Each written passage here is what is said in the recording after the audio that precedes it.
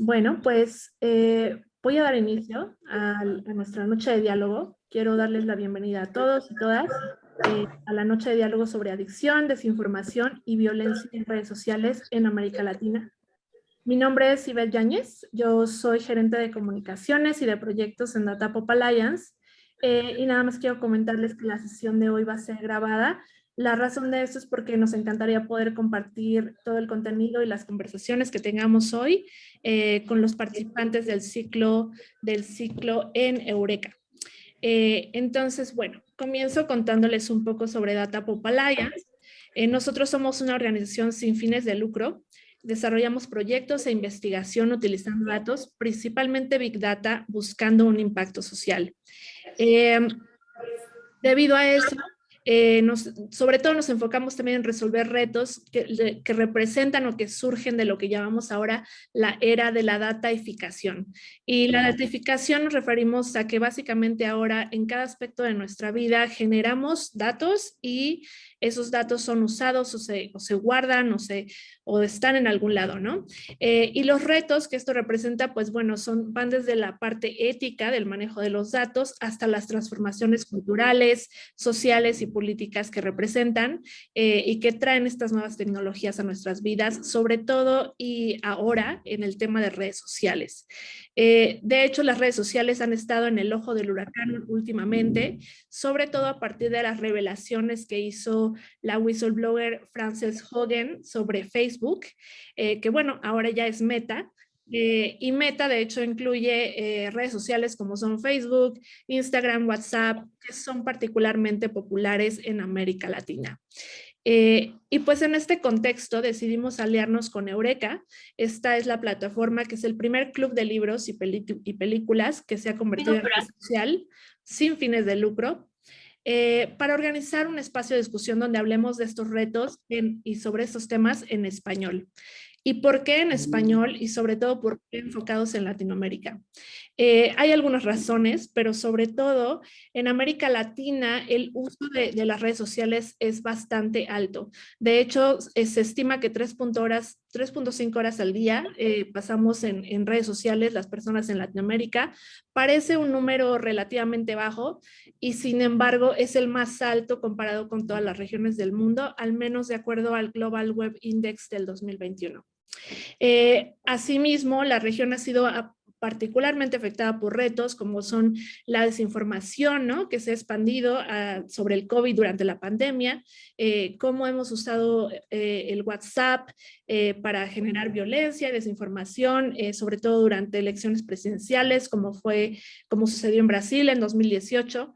Y a pesar de esto, vemos que aunque es todo un reto, no hay mucho contenido para las audiencias en español, sino que la mayoría se ha generado desde y para Estados Unidos o Europa.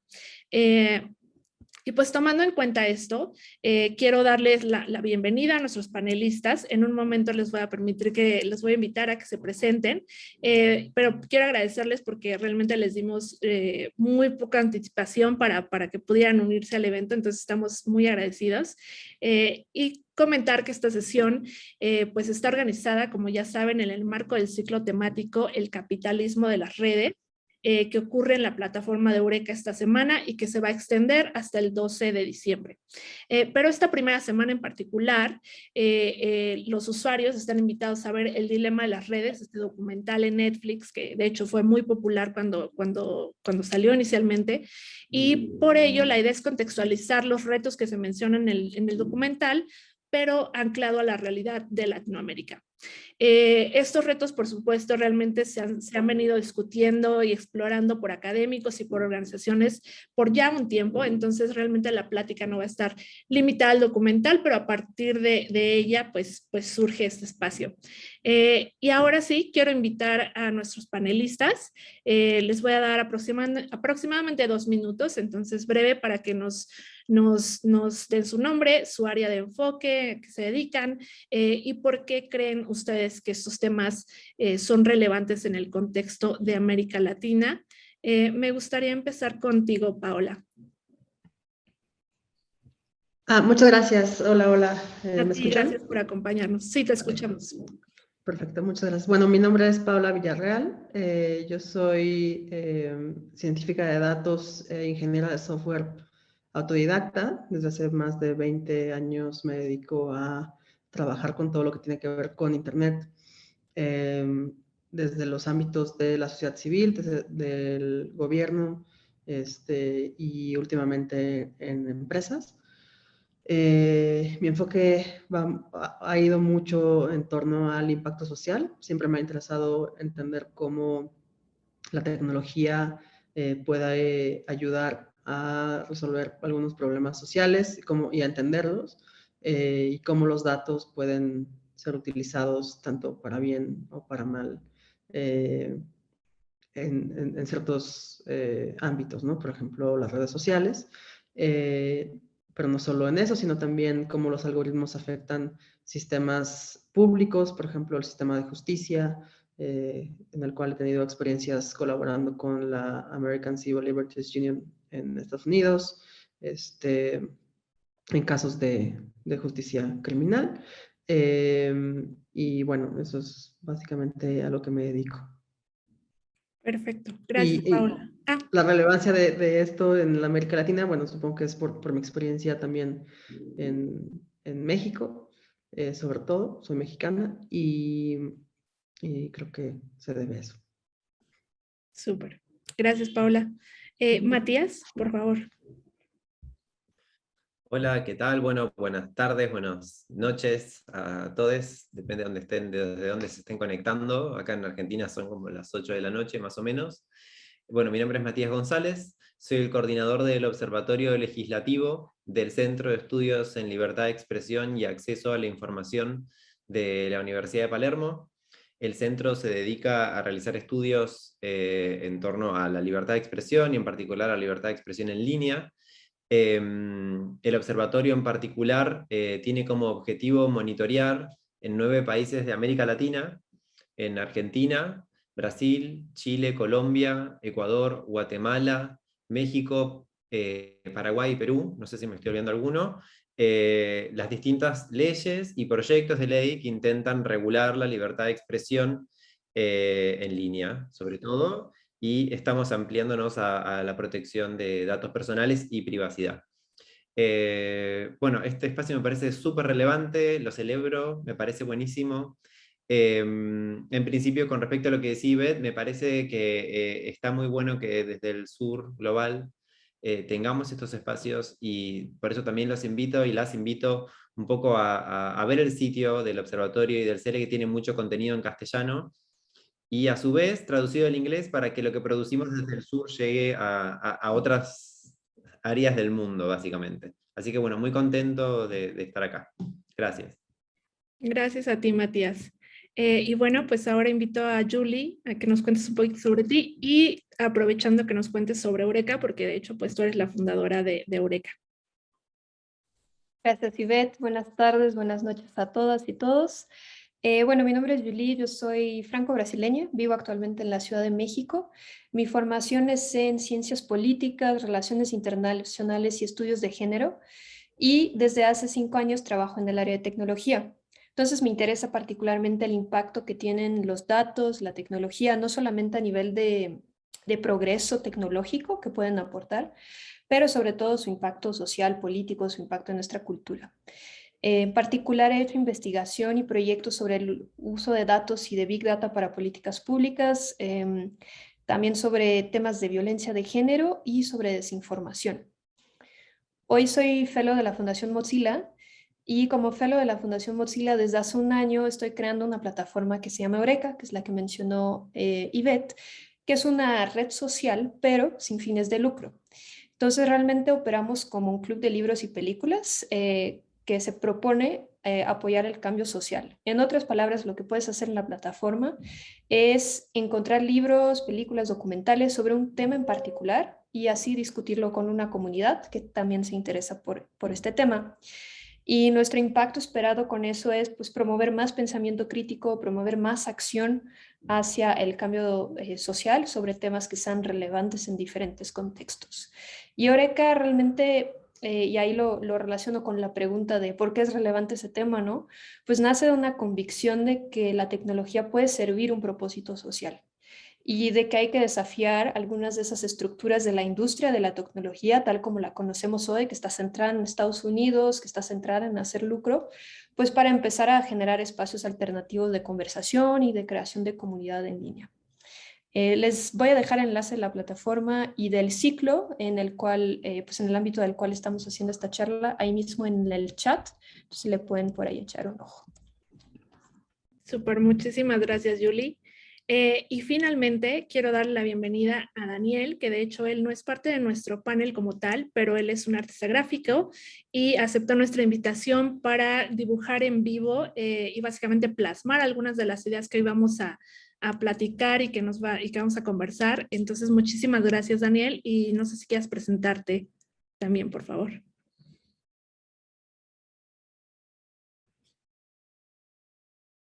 Daniel. Aquí está. Es que como tengo las dos pantallas. Perfecto, no te preocupes. Creo que hay como un doble audio porque te tenemos conectado con la imagen y contigo, entonces no hay ningún problema. Pero gracias por estar y por unirte. Ok, ahora sí, pues vamos a empezar con el primer tema del día de hoy, que básicamente es adicción en redes sociales. Y antes de comenzar y darles un poquito de intro a esta sección, Paola, que está conectada con nosotros, nos va a lanzar una pregunta a los participantes que pueden responder mientras yo hablo un poquito de este contexto. Pues como les comentábamos, en el ciclo de Eureka, la película de esta semana es El dilema de las redes y en esto se enfatiza mucho este aspecto de la adicción que provocan las redes sociales y lo relaciona mucho con la parte del modelo de negocio de estas redes. Y básicamente como funcionaría de acuerdo a esta teoría es que mientras más clics y mientras más tiempo pase un usuario en su pantalla, en las redes sociales, pues hay más venta de anuncios y por lo tanto más lucro para las empresas. También, de hecho, Richard Seymour, que tiene un libro titulado La máquina de trinar, él lo resume, creo, de una manera muy buena, donde él dice, el botón de me gusta es la organización económica de la adicción. Y bueno, de hecho, si podemos compartir los resultados de una vez, voy a finalizar de una vez la votación. En la pregunta que les lanzamos, de hecho, dice, ¿sientes que eres adicto a alguna red social? Aproximadamente la mitad de ustedes nos dijeron que sí. Y yo creo que la otra mitad es posible que al menos pasemos un buen rato en esas redes sociales, ¿no?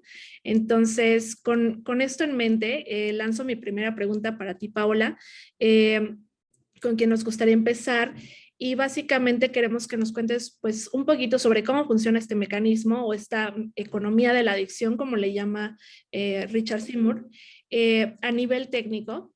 Es cierto que hay algunas personas que dicen que las redes sociales incluso ya no saben bien cómo funcionan sus algoritmos, pero las revelaciones de Frances Hogan como que sugieren lo contrario, ¿no? Que realmente se entiendan muy bien cómo funcionan estos algoritmos y los manejan pues de acuerdo a sus prioridades. Y quisiéramos que nos contaras un poco cuál es la realidad de esto. Bueno, no sé si sea la realidad en todas las empresas, pero en la gran mayoría de ellas, de las redes sociales grandes, pues sí es verdad que se tiene control de estos algoritmos, ¿no? Y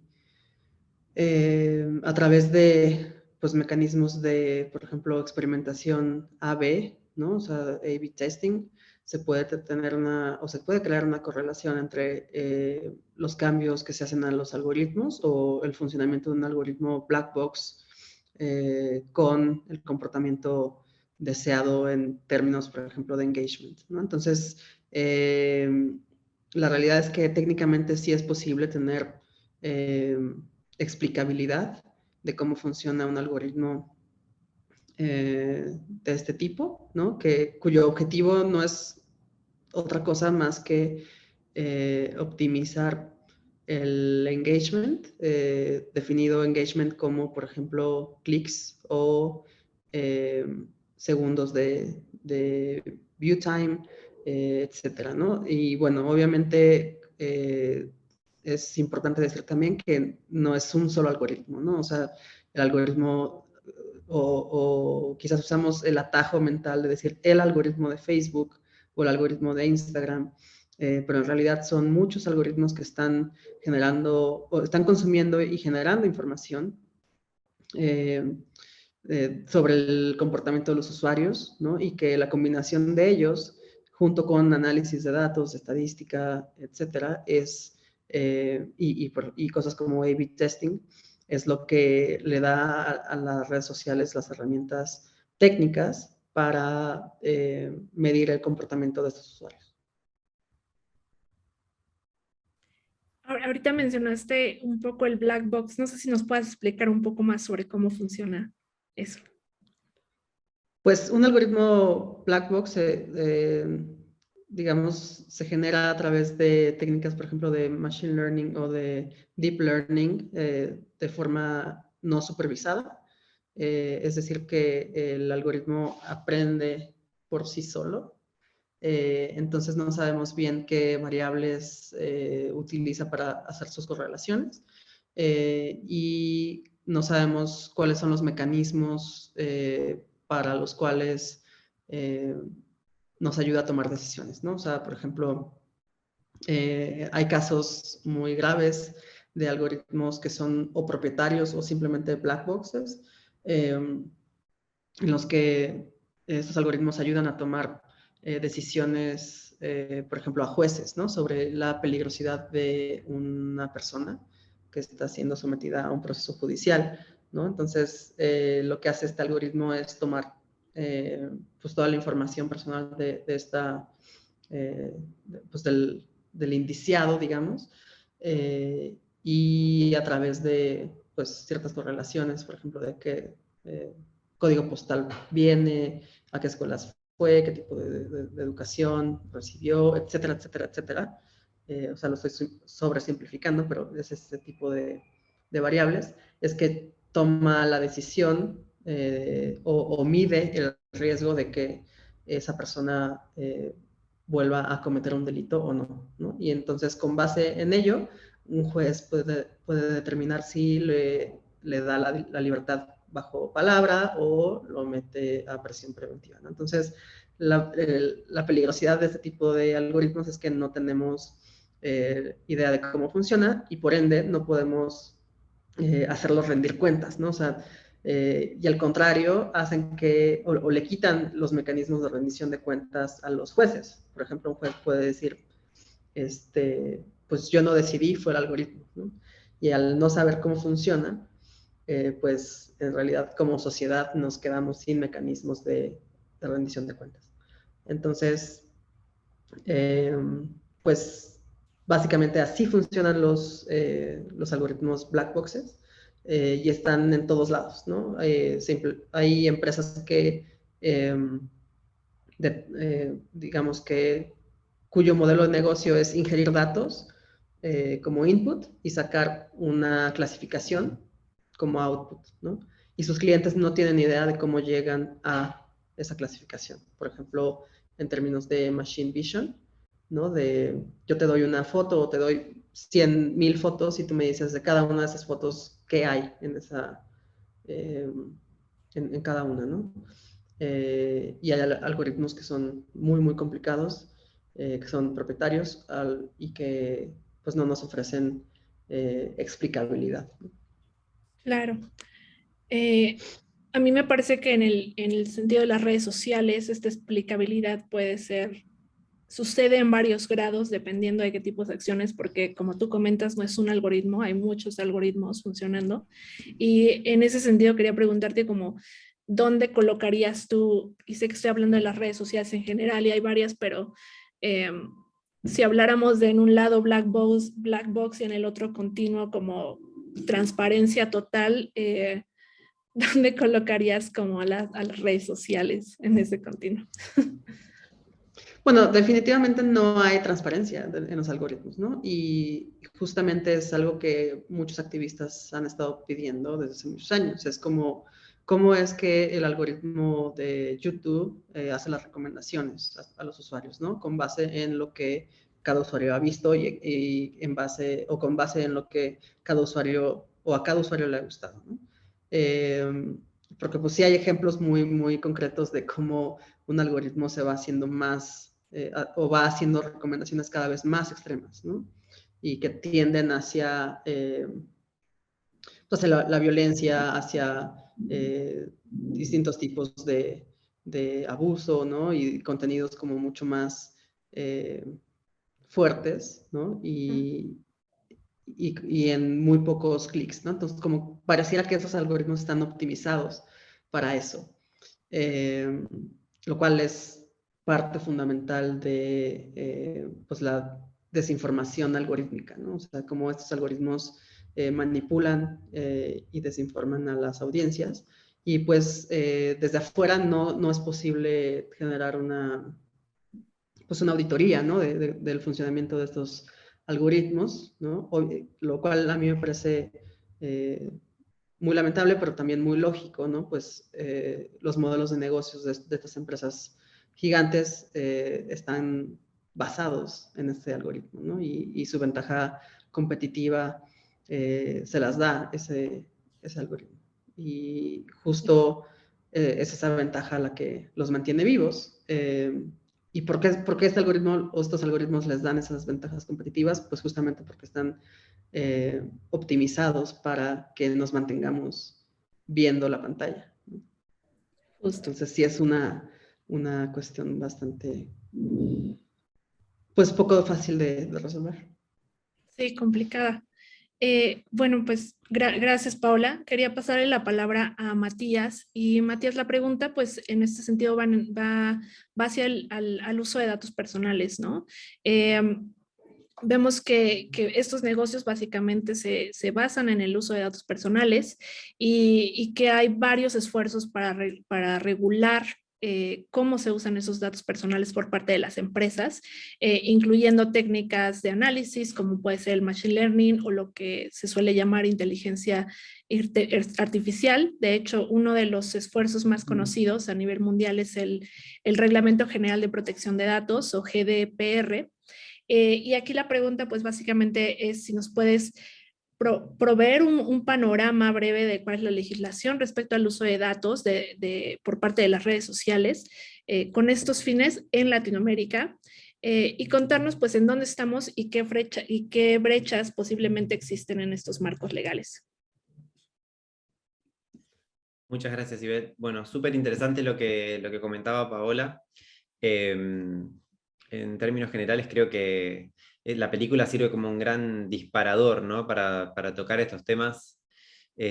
Solo como un pequeño como aclaración como a título personal, creo que la película tiene como una parte que es como ¿no? muy documental y otra parte que quizás no es tan documental, que puede ser como un poco, puede llevarnos por ahí a hacer como generar causalidades, ¿no? Como donde por ahí hasta quizás hay una correlación, ¿no? Como que no sé si a todos Facebook nos hace hacer algo, digamos. Sí, quizás este engagement de estar conectados a la pantalla, ¿no? Pero vieron como que en la película uno de los personajes como que termina yendo a una manifestación por lo que le dicen en las redes, fruto de la utilización de los datos.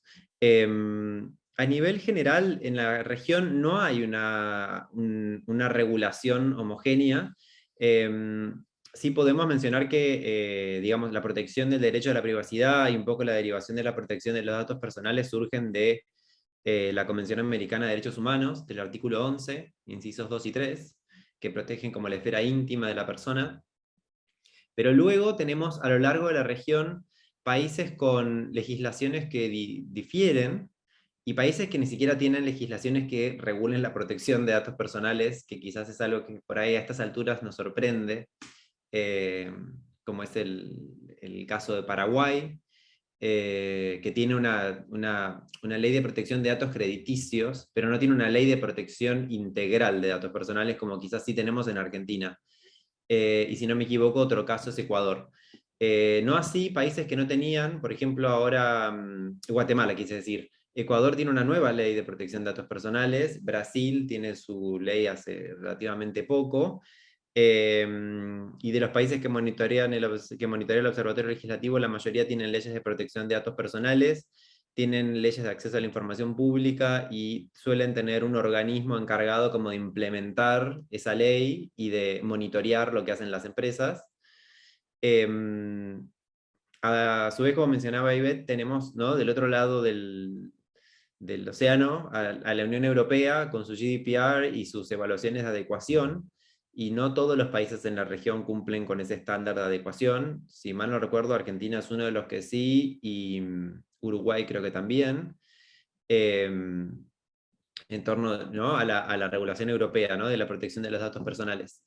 Y hace poquito el Comité Jurídico Interamericano elaboró unos principios, los nuevos principios sobre privacidad y protección de datos personales, como guía, ¿no?, para los gobiernos que forman parte de la Organización de Estados Americanos.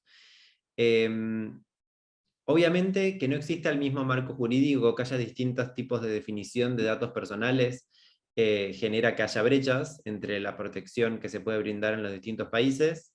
En Argentina, en la región, desde 2019 a la fecha, se han presentado al menos 24 proyectos de ley que buscaban resguardar o proteger la privacidad de los usuarios y usuarias en línea, y al menos 125 proyectos en torno a la protección de datos personales. En particular en Argentina se presentaron proyectos, sobre todo en 2020-2021, con el objetivo de modernizar o cambiar por completo nuestra ley de datos personales, que tiene 20 años ya de existencia y es muy buena, pero en algunas cosas ya quedó como atrasada.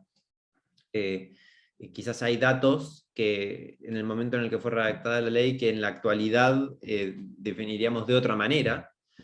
Esto a su vez también se vio como fruto de la pandemia, ¿no? Empezaron como a surgir como estas dudas respecto de qué pasa con las aplicaciones, ¿no?, para monitorear COVID, qué está pasando con mis datos, qué me monitorea el Estado, qué dato obtiene de mí, cómo lo va a utilizar. Y algo similar, ¿no?, un poco a lo que nos pasa con las empresas, ¿no?, que creo que la clave está, y un poco Paola lo mencionaba, en la transparencia, ¿no?, en la transparencia de lo que la plataforma hace con los datos, y en los informes de transparencia que conforme van pasando los años van siendo mejores, pero tienen muchísimo trabajo por delante, porque siguen sin ser absolutamente claros para los usuarios y usuarias. Y de hecho hay datos que no se incluyen en estos informes, básicamente. De hecho, muchos de estos informes no tienen la información desagregada, tenemos como desafíos en la granularidad de los datos que se incluyen en los informes de transparencia, y hay organizaciones en específico que se dedican justamente a solicitarle a las empresas que informen qué hacen o dejan de hacer con los datos personales. De hecho, no les mencioné antes, pero dentro de el CELE tenemos un proyecto que se llama Letra Chica, que después si quieren les paso el link, que tiene como objetivo monitorear los cambios en los términos y condiciones y normas comunitarias de YouTube, Facebook y Twitter, si no me equivoco, que básicamente lo que hace es identificar cuándo es que se modifica alguna cuestión relativa a los usos, a las condiciones o a lo que ocurre con los datos, y tenemos información bastante interesante sobre eso, y también hemos descubierto que las plataformas modifican sus términos de condiciones y usos con una regularidad bastante continua y con cambios que a veces no son tan significativos, digamos, ¿no? Pero ¿quién se toma el trabajo de leerse todo eso? Así que creo que por un lado tenemos como desafío regulatorio actualizar en la región las leyes de protección de datos personales y privacidad, que aquellos países que no tienen las tengan. Otro desafío que tenemos en la región es que esta regulación no venga por negociación de tratados internacionales, que también es algo que se está viendo un poco, ¿no?, en la negociación de acuerdos de libre comercio. Países que por ahí no tienen regulado un tema localmente, lo terminan regulando vía la negociación con otro bloque o con otro país, e importando una norma que quizás no se adecúa a las especificidades locales. Esto pasó, lo vimos como en particular con con la negociación del TEMEC, la renegociación del NAFTA, donde México importó normas de Estados Unidos que quizás la sociedad mexicana no quería. Y eso generó todo un problema, ¿no? No voy a hablar yo porque no soy experto en ese tema, pero digamos, hubo como bastante revuelo en México con respecto a lo que se importó de la CMDA y de la sección 230 y demás. Pero bueno, nada, básicamente veo que ahí tenemos en transparencia y en actualizar las legislaciones sobre protección de datos personales y en que aquellos países que no tienen, regulen para ver qué hacen o no hacen las empresas con estos datos personales y el propio gobierno también. Perfecto. Me encanta como este panorama que acabas de dar, Matías, muchas gracias. Sobre todo me llama la atención y me parece súper interesante este trabajo de darle seguimiento como al proyecto que llamas Letra Chica, ¿no? Ustedes en CELE y lo que otras organizaciones están haciendo para poder realmente traducir como todos estos cambios que van mucho más rápido de lo que los usuarios realmente pueden dar seguimiento. Y para cerrar esta sesión, quiero nada más llamar la atención a la ilustración tan increíble que está haciendo Daniel Zorrilla. No sé si Daniel tendrás ya oportunidad de platicarnos o de mencionar algo sobre tu ilustración, o si sigues teniendo interferencia.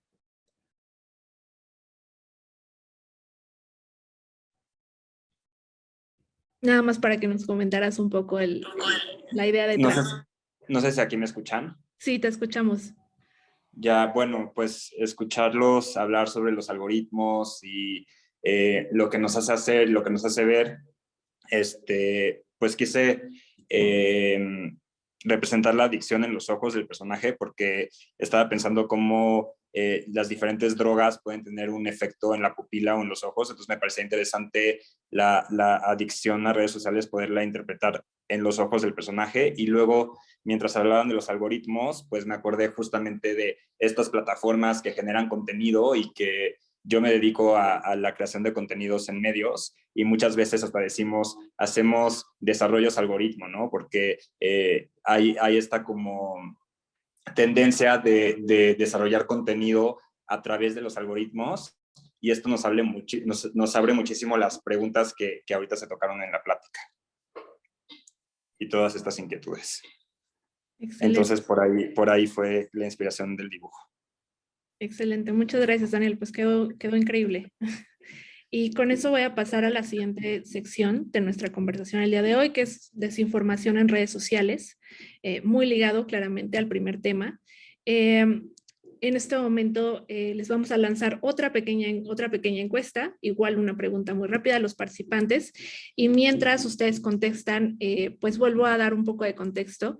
En el documental, que es el que estamos de nuevo platicando o usando como base para la conversación, El dilema de las redes, se plantean además cuestiones como esta polarización política que se puede ver, por ejemplo, en la reemergencia de las teorías de conspiración, como estas ideas de la tierra plana y etcétera, que están muy relacionadas a la cuestión de desinformación, así como también todo este bombardeo de desinformación en cuanto al COVID, etcétera. Y con eso, antes de pasar a mi primera pregunta, quisiera compartir los resultados. Creo que ya, perfecto, compartir, etcétera. Ahí está. Bueno, pues en la pregunta que les lanzamos pusimos: durante la pandemia de COVID-19, ¿alguna vez crees que alguna vez recibiste información que fue falsa? Casi la mayoría de ustedes, bueno, la mitad de ustedes dijeron que sí, la otra mitad dijo que no. Y de acuerdo a datos de Poynter, es posible que estando acá en Latinoamérica hayamos visto alguna desinformación, aún si no nos dimos cuenta. Entonces, pues realmente es algo que está sucediendo a partir de las redes sociales, y en ese sentido mi primera pregunta va para Yuli. Tú has estudiado la desinformación, sobre todo en el contexto de Brasil, y quería preguntarte cuál es la situación y qué especificidades tiene este tema. Muchas gracias, Ivette. Les voy a compartir pantalla un segundo porque me gustaría empezar enseñándoles una foto. ¿Ven una foto en mi pantalla? Sí. Sí. ¿Alguien sabe quién es el señor que está ahí en el medio y qué es lo que tiene en las manos? Bolsonaro. De Bolsonaro. Exacto. No sé qué tiene en las manos, pero... Sí, este señor es el presidente de Brasil, Jair Bolsonaro, elegido en 2018, y en las manos tiene 2 cajitas de medicina de algo que se llama el sulfato de hidroxicloroquina. No es la única vez que lo hemos visto con cajitas de hidroxicloroquina en la mano. De hecho, ha habido demasiadas ocasiones en que sí. No sé, me parece que aquí en México no ha hecho demasiado ruido la cloroquina. Sé que aquí, como también en Argentina, me parece, Matías, me corregirás, pero se ha hablado bastante del dióxido de cloro y de su supuesto uso en contra del COVID. Entonces, la cloroquina es un poco la misma idea, no en términos de su principio activo, son drogas diferentes, sino que en el sentido de que es considerada o ha tratado de ser valorizada como una cura milagrosa para el COVID, aunque sea un medicamento que no tiene eficacia científicamente comprobada para esta enfermedad. Y en Brasil, el gobierno ha defendido su uso de forma muy explícita, como pueden ver en estas fotografías, en el embodiment, en la incorporación del gobierno en la figura del presidente, pero en parte para sostener una postura negacionista frente al COVID, ¿no? Y poder argumentar que aunque la gente se enferme, pues ahí está la cura disponible, ¿no? Y eso tuvo consecuencias muy reales en Brasil, por ejemplo, en términos de inversión pública. Se ha invertido millones de reales del presupuesto de lucha contra COVID en la producción de cloroquina por el ejército, entre otras cosas, en vez de invertir pues esta suma en vacunas, por ejemplo, ¿no? Y bueno, les quería enseñar este ejemplo de Brasil. Empezar con eso porque es muy simbólico, ¿no? El caso de Brasil no es el único lugar en el cual se ha hablado de desinfodemia. De hecho, hasta la OMS habló de desinfodemia a nivel mundial, ¿no? Pero América Latina tiene sus características, ¿no? Y sus particularidades. De hecho, por ahí en el ciclo agregamos un documental que ha sido realizado por Vice, entonces es una investigación periodística, ¿no? Es como tomarla con algo de cuidado, pero tiene un punto interesante, ¿no? Ellos se enfocan mucho en la comunidad hispanófona en Estados Unidos y por extensión, y ahí hay que estudiar un poco más esta extensión, pero también en los latinoamericanos, mostrando que son susceptibles, particularmente susceptibles a desinformación que ha habido sobre las vacunas, por ejemplo, en el ámbito de COVID, ¿no? Si tienen chance, échenle un ojo, es un documental que trae algunas preguntas diferentes, interesantes. Un punto en el cual como que me gustaría resaltar en América Latina es el uso masivo de WhatsApp. Y hay cada vez más estudios académicos sobre el tema de la desinformación en aplicaciones de mensajería privada, como WhatsApp, que es muy popular en América Latina. Me parece que en Chile, si no me equivoco, la penetración de WhatsApp supera el 90%. En Brasil, tras la selección del 2018, han habido investigaciones formales por parte de autoridades judiciales sobre el uso de WhatsApp durante las campañas electorales de aquel año. Hay una periodista bastante destacada brasileña que se llama Patricia Campos Melo, que ha publicado recientemente un libro que se llama La máquina del odio. Y pues ahí habla mucho de esta maquinaria de desinformación que opera en el país desde el 2018 y en particular también ella fue la periodista que escribió que investigó el uso no autorizado de bases de datos que contienen información personal para servicios de microtargeting y envío de mensajes de forma masiva utilizando el aplicativo de WhatsApp durante las campañas electorales del 2018. Entonces, mostró cómo en gran medida este tipo de difusión que no estaba suficientemente bien regulado, pero sí ya caía en ilegalidad en aquel momento, pues está asociado con también la difusión de información errónea durante las campañas del 2018. Y lo que vemos hoy en Brasil, más allá de este periodo electoral, ¿no? Hay muchos estudios pues académicos brasileros que subrayan la prevalencia de desinformación asociada con el gobierno actual, ¿no? En particular. Entonces, aquí pongo en énfasis en como esta desinformación como arma política, de cierta forma, y se ha denunciado hasta caracterizar un contexto de populismo digital o oscurantismo programático, ¿no? Se han utilizado esos términos para calificar la situación en Brasil. Y hay diversas estrategias adoptadas, desde descalificación del periodismo, ¿no? Para valorar esta nueva forma de información que viene en las redes sociales. El uso de bots, el uso de tropas digitales, la práctica de linchamientos virtuales desafortunadamente se ha vuelto demasiado prevalente y se han dirigido, por ejemplo, a periodistas como la propia Patricia Campos Melo, activistas, políticos opositores desde el 2018, y ha sido una práctica que ha contribuido de cierta forma a la erosión progresiva de la democracia que vemos en el país. Entonces, un poco para cerrar este tema, ¿no? O sea, concluir que sí tiene su especificidad este uso masivo de WhatsApp en el caso de América Latina, porque realmente el hecho que sea una aplicación de mensaje encriptado y privado trae retos específicos, ¿no? No se sabe lo que pasa en los grupos privados. Lo que se ha podido estudiar en WhatsApp es a través de acceso a grupos públicos, ¿no? O si de pronto tienes algún insider en un grupo privado que te está forwardando información, pero bueno, ahí entras también en cuestiones éticas de estudios que son un poco complicadas. Entonces sí, como que hay una gran parte de los grupos que no sabemos lo que pasa en ellos y pues eso trae ciertas consecuencias. Ha estado mucho en el ojo de los legisladores, WhatsApp en particular, porque está asociado con Facebook, pero hay otras aplicaciones de este tipo que mucho menos, como Telegram. Y Telegram está ganando fuerza en Brasil y de hecho hay un artículo reciente del New York Times que mostró que hay muchos activistas de extrema derecha que han migrado hacia Telegram, por ejemplo. Y Telegram trae ahí también otros retos, ¿no? Porque ya no tiene límite de número de participantes por grupos, puedes tener grupos de hasta 10,000 personas. Entonces, y también se entiende que como que parece haber un consenso de que la administración de Telegram está aún menos dispuesta a discutir con los gobiernos sobre este tema legislativo que la de WhatsApp, ¿no? Entonces, es un tema, es un reto en el cual seguramente Brasil se va a enfrentar en las elecciones del 2022 y pues tal vez otros países en la región. Sumamente interesante, Yuli. Muchas gracias por ese análisis. Y de hecho creo que conecta muy bien con la siguiente pregunta para Paola. Y la pregunta aquí es, ¿en qué medida la lucha contra la desinformación es un reto técnico? ¿Y cuáles dificultades adicionales existen para identificar desinformación en español versus en el idioma inglés? Qué buenas preguntas, sobre todo la de si hay alguna dificultad extras tratándose de idiomas como el español, ¿no?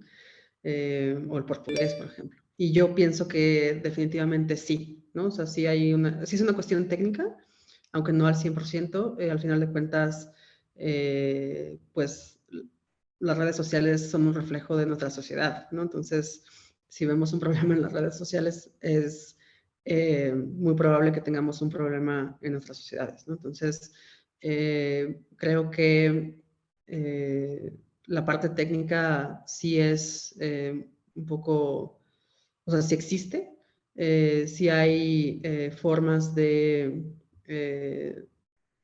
digamos, aminorar la desinformación en las plataformas. Hay mecanismos que deberían de permitirle a los usuarios poder discernir si la información que están viendo es falsa. Y mucho tiene que ver inclusive con el periodismo, ¿no? O sea, me parece también fundamental la labor de fact-checking que hacen muchos sitios y que donan básicamente a las redes sociales. Pero el problema yo creo que es una cuestión de experiencia de usuario, ¿no? O sea, me parece que pues tampoco la gente está muy dispuesta a consumir contenido que, digamos, los haga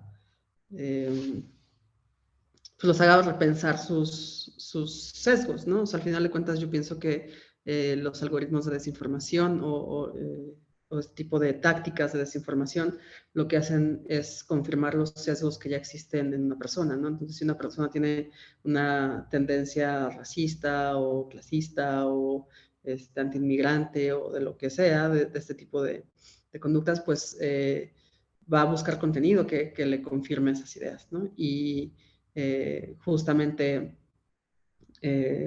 con la ayuda de algoritmos es que los creadores de contenidos de este tipo de, o sea, por ejemplo, Breitbart, ¿no? O sea, Breitbart hizo llegar su contenido con tintes racistas y clasistas y antiinmigrantes a millones de estadounidenses a través de el algoritmo o los algoritmos de Facebook, ¿no? Y lo hacían de forma tan, pues tan segmentada que podían casi hacer targeting a una persona, ¿no? O a un grupo muy pequeño de personas. Entonces, me parece que pues sí hay una cuestión técnica definitivamente y también hay una cuestión social. Y eso, pues no solamente, o sea, esto es hablando del inglés, ¿no? O sea, obviamente tenemos mucha más información de lo que sucede en redes sociales en Estados Unidos y obviamente, por ende, en inglés. Pero en cuestiones técnicas, pues es mucho más fácil encontrar herramientas y algoritmos que estén diseñados en inglés, ¿no? Y es muy extraño la implementación de este tipo de algoritmos a otros idiomas.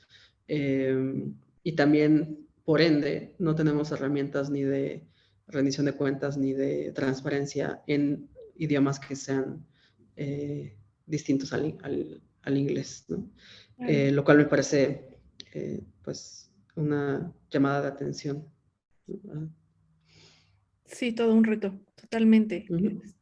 Pues gracias, Paula. Tengo como muchas preguntas de seguimiento que quisiera hacer, pero por cuestiones de tiempo, de hecho, quiero pasar a la siguiente sección. Entonces voy a pedirle a Daniel, a nuestro superartista, que si quiere comentar algo sobre esta ilustración que está haciendo, que veo un poco de Pinocho en ella.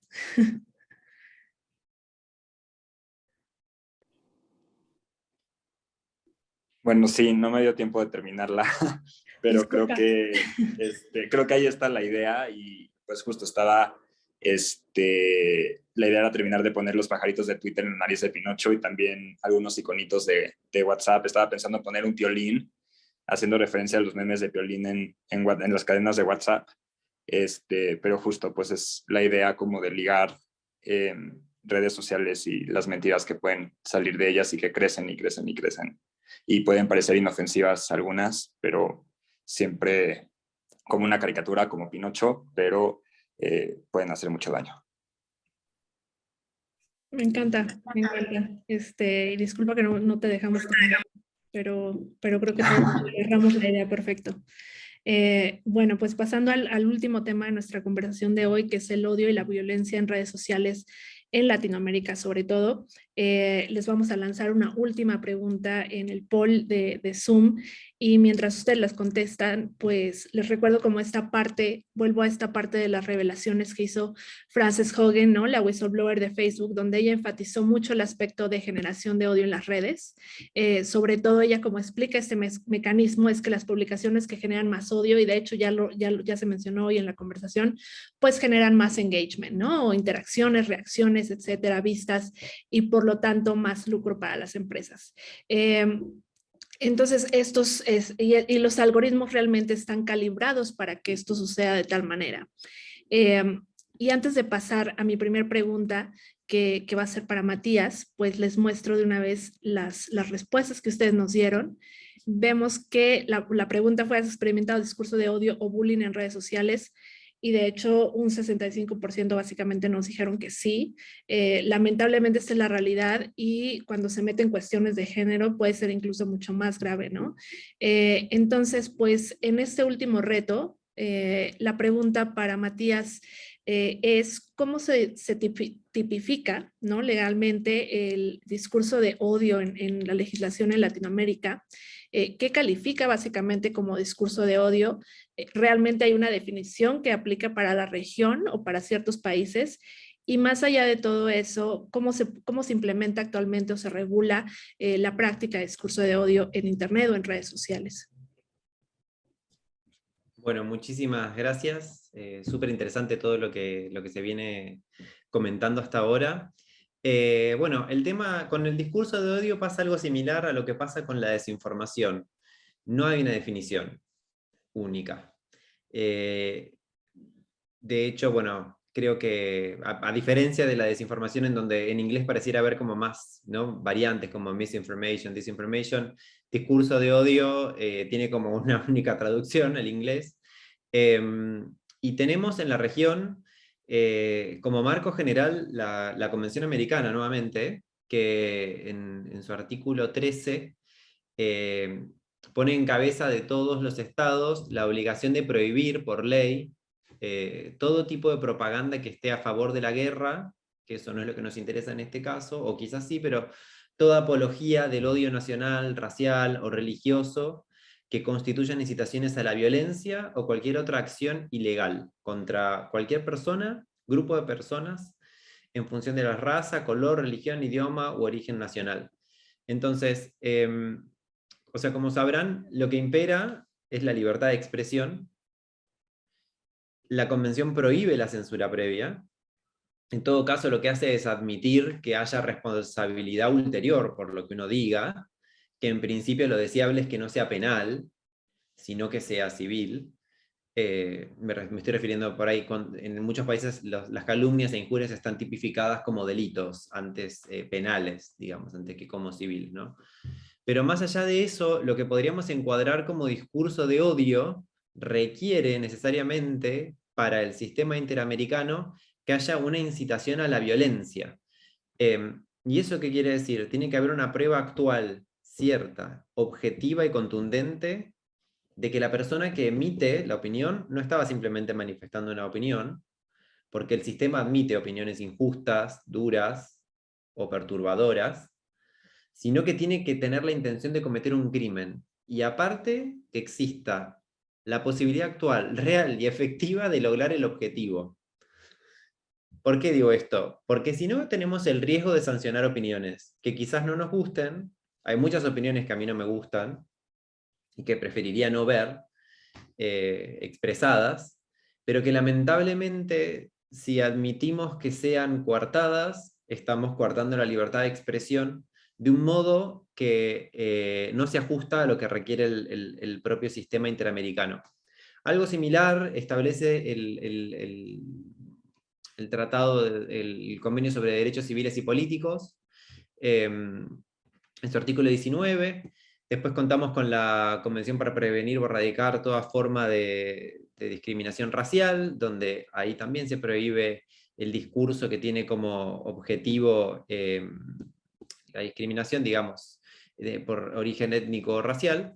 Pero en principio lo que tenemos que tener en cuenta es que no hay un marco regional en donde haya una definición de discurso de odio. Tenemos estos principios establecidos en la Convención Americana, tenemos lo que dice el Pacto de Derechos Civiles y Políticos, tenemos lo que dice el Plan de Acción de Rabat, que nos da 6 como puntos claves para identificar si efectivamente el discurso que se está emitiendo incita a la violencia y tiene que ser sancionado, que es el contexto, el estatus de quien habla. No es lo mismo que hable yo en las redes sociales y diga no sé, algo negativo contra la población musulmana, que lo diga el presidente o la presidenta de la nación, la intención al decirlo, si es que estoy incitando a la violencia, el contenido, la forma del discurso y el alcance del discurso y cuán probable es el riesgo.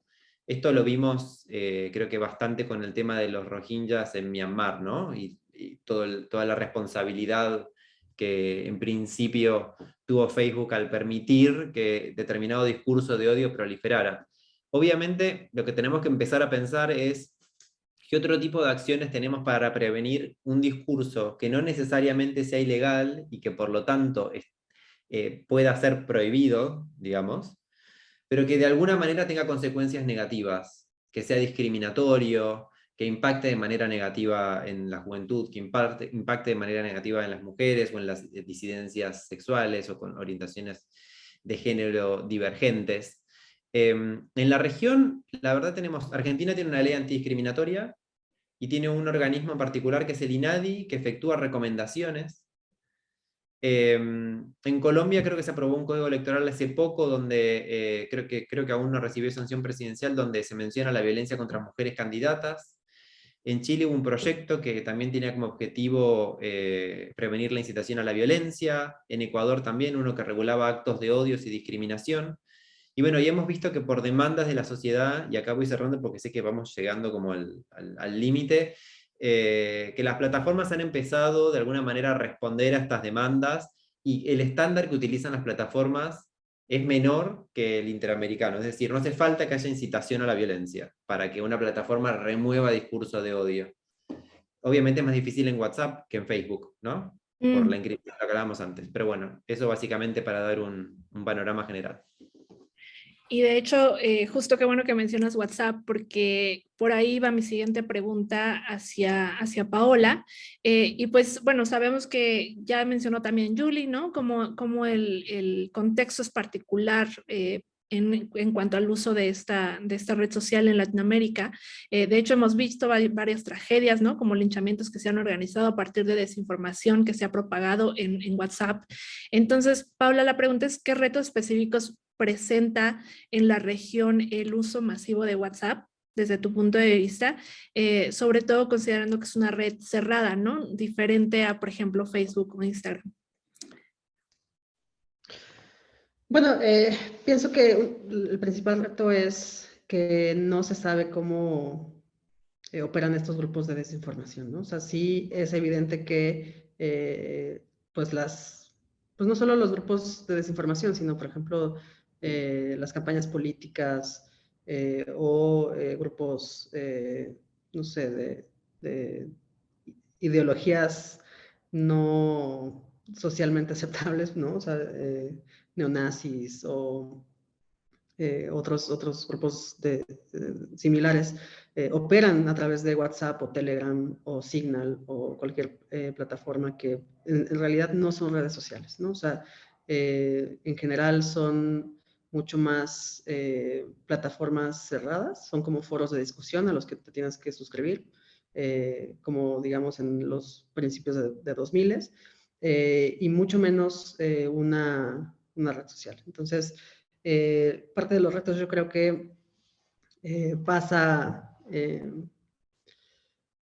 por el desconocimiento, ¿no? Pero las consecuencias de esta organización o de la organización de estos grupos están muy evidentes, ¿no? Como por ejemplo en casos de linchamiento o de acoso a activistas, etc. Entonces, justo me parece que el approach debería de ser más hacia la consecuencia y mucho menos hacia la censura. O sea, me parece que, o más bien agradezco que pues las plataformas estén implementando algoritmos de cifrado, ¿no? Que justamente nos quitan por completo o le quitan por completo a las autoridades y a las propias redes sociales el control sobre el discurso de los usuarios. Eso me parece fundamental, pues también tiene un lado muy, muy positivo, por ejemplo, para proteger activistas o periodistas. Y pues esto es una consecuencia de lo que ya mencioné, ¿no? Es el reflejo de nuestra sociedad, o sea, y me parece que podemos aplicar más soluciones sociales o de hacer política o de organizar comunidades y menos enfocarnos en un problema técnico, ¿no? Entonces, eso sería como lo que yo pienso que es el reto. Totalmente, gracias Paula. Y de hecho creo que destaco de las dos cosas que ustedes comentaron ahorita, como esta parte de enfocarse en las consecuencias y en el alcance, que es como lo que comentaba también Matías, ¿no? Porque es muy diferente que Donald Trump haga una invitación a la violencia a que la haga alguien que tiene 2 seguidores, ¿no? Entonces, bueno, pues ya para ir cerrando el evento, nada más invito a Daniel a que nos dé un último comentario sobre esta ilustración que está terminando, que creo que estás poniendo el último detalle de un como, que es como un knife, un cuchillo. ¿Nos podrías decir un comentario súper rápido sobre esta ilustración, Daniel? Pues aquí más bien traté de hacer como una interpretación un poco pictórica de lo que es un discurso de odio, pero entonces más bien lo que agarré es el icono de discurso, que es esta burbujita de texto, muy de cómic, y la traté de caracterizar como una persona que quiere hacer un acto de odio. Súper. Bueno, pues te agradezco muchísimo compartir tu talento y tu trabajo el día de hoy y de nuevo y le agradezco muchísimo a Matías, a Paola y a Yuli por acompañarnos el día de hoy y compartir con nosotros su expertise y sus conocimientos. La verdad es que creo que nos quedamos con ganas de escuchar un poquito más y yo personalmente de meterme en algunos temas como más a detalle, pero pues tenemos una hora y les agradezco a todos por haberse unido. El video de hoy, como les decía, va a estar disponible en la plataforma de Eureka y vamos a tener una segunda noche de diálogo como parte de este ciclo que dura hasta diciembre. Entonces les estaremos haciendo llegar más información al respecto pronto y nada, muchísimas gracias. Muchas gracias a ustedes y a todos. Gracias, hasta luego. Hasta luego. Gracias a Buenas todas. noches. Buenas noches. Buenas noches. Noches. Gracias, buenas noches.